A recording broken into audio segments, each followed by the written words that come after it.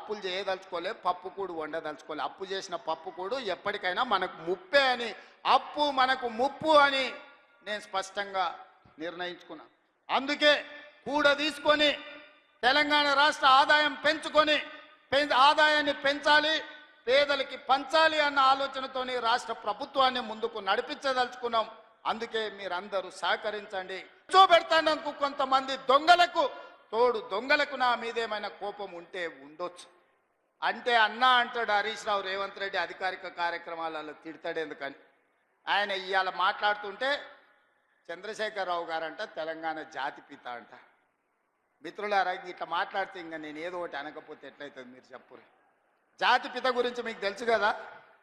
ఆ జాతిపితకు మందు వాసన పడుతుందా? గుజరాతుల్నే బంధు పెట్టించింది, అవునా?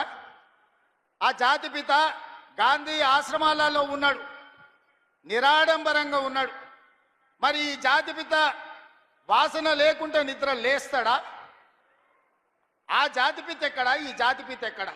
ఆ జాతిపిత ఎక్కడో చిన్న చిన్న దళిత వాడల్లో జీవితం గడిపితే 100 ఎకరాల ఫామ్ హౌజుల్లో ఈ జాతిపిత గారు ఉన్నారు. ఈయన జాతిపిత ఎట్లయితాడని నేను అడుగుతున్నా. అసలు పోల్చుకోవడానికన్నా పొంతన ఉండాలి కదా. పులిని చూసి నక్క వాతలు పెట్టుకుంటే వాతలతోని నక్క పులి అయిపోతుందా? జాతిపిత అంటే ఎవరు? కొండ లక్ష్మణ్ బాబూజీ జాతిపిత అంటే ఎవరు? ప్రొఫెసర్ జయశంకర్ జాతిపిత. ఏ పదవి లేకుండా సర్వం త్యాగం చేసి ఈ దేశం కోసము, స్వతంత్రం కోసము, తెలంగాణ రాష్ట్రం కోసం సర్వం దారబోసిన కొండ లక్ష్మణ్ బాపూజీనో ప్రొఫెసర్ జయశంకర్ తెలంగాణకు జాతిపిత అవుతాడు తప్పితే నోరు తెరిస్తే అబద్ధాలు చెప్పేటోడు, తెలంగాణ రాష్ట్రాన్ని దోసుకున్నాడు, 100 ఎకరాల ఫామ్ హౌజులు కట్టుకున్నాడు, 1,00,000 కోట్ల రూపాయలు సంపాదించుకున్నాడు, టీవీలు పేపర్లు పెట్టుకొని అబద్ధాలను విషప్రచారం చేసేటోడు తెలంగాణ జాతిపిత ఎట్లయితాడని తాటి చెట్టులాగా పెరిగినాయని నేను అడుగుతున్నా. ఇవాళ నేను ఇక్కడున్న యువకుల్ని కూడా అడుగుతున్నా, ఎవడయా జాతిపిత తెలంగాణకు? తాగుబోతాడు జాతిపిత అవుతాడా అని నేను అడుగుతున్నా.